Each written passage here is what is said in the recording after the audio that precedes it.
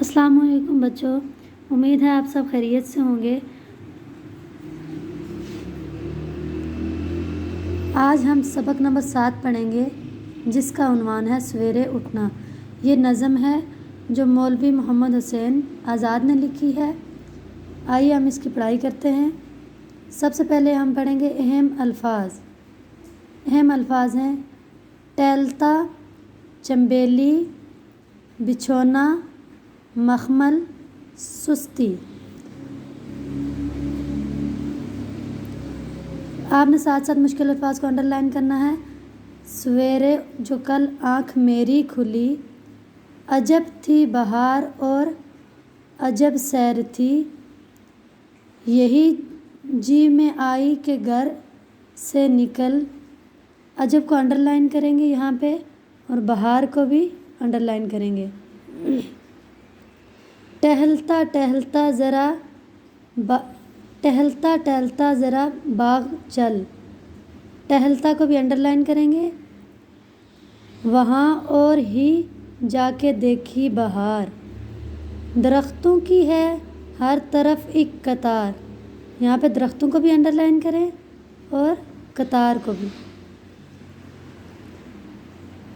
کہیں ہے چنبیلی کہیں موتیا، یہاں پہ چنبیلی کو انڈر لائن کریں اور موتیا کو بھی۔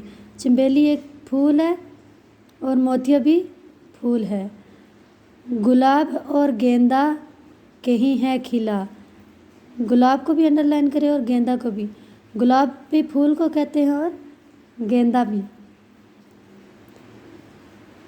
کہیں آم ہیں اور کہیں ہیں انار،